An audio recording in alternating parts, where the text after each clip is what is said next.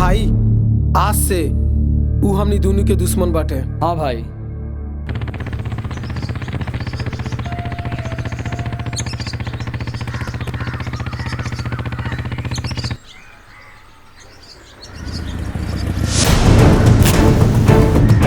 सुल्तान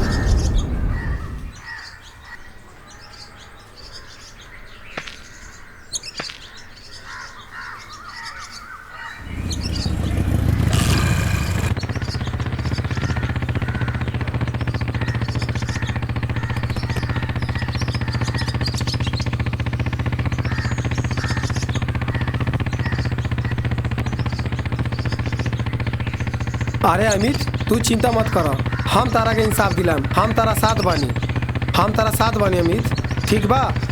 अरे अमित तू चिंता मत कर, कुछ तो बोला, हम तारा के इंसाफ दिलाम। बोलत काहे नहीं ख?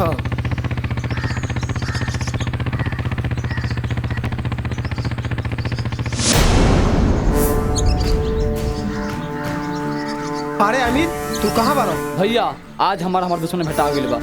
आज हम लेकिन ना छोड़ब। ना अमित ना, कानून के अपना हाथ में मत लो। हम आवतानी, हम तारा के इंसाफ दिलाएम।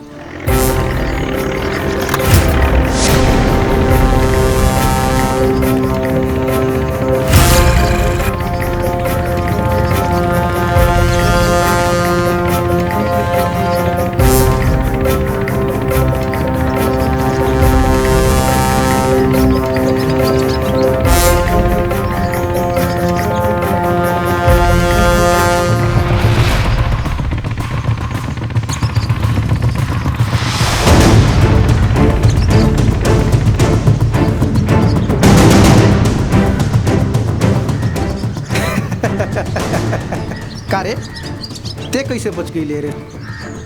लगता वो दिन के अधूरा काम आज पूरा करे के पड़ी। जले के आग कहनी, बुझे के राख कहनी, और वो आग से जौन बारूद निकलेला ओकरा के लोग अमित तेजा कहेला। तेजा अब सुन, जे के भगवान ना मार पैलन वो कितने का मर गए रे।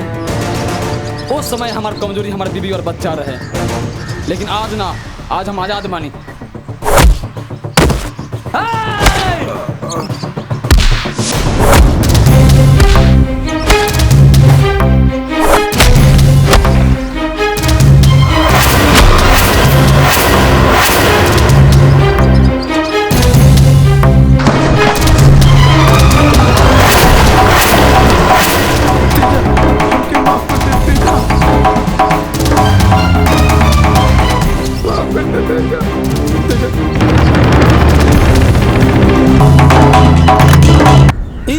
अमित तारा का माना कैले रहनी, कानून के अपना हाथ मत लो। अब हमारा मजबूरन तारा के अरेस्ट करे के पड़ी। कानून कानून बड़का कानून का रखवाला बनल बड़ो। ओ दिन तहार कानून कहाँ रहे? जे दिन हमारा आँख के सामने हमारा बीबी और मासूम बच्चा का मार दियल गेल। हम तारा के इंसाफ दिलाए। हमारा कानून पर से भरोसा उठ चुकल बटे। अब बचल उस बाप जी, हम ओकरा के ना छोड़ब।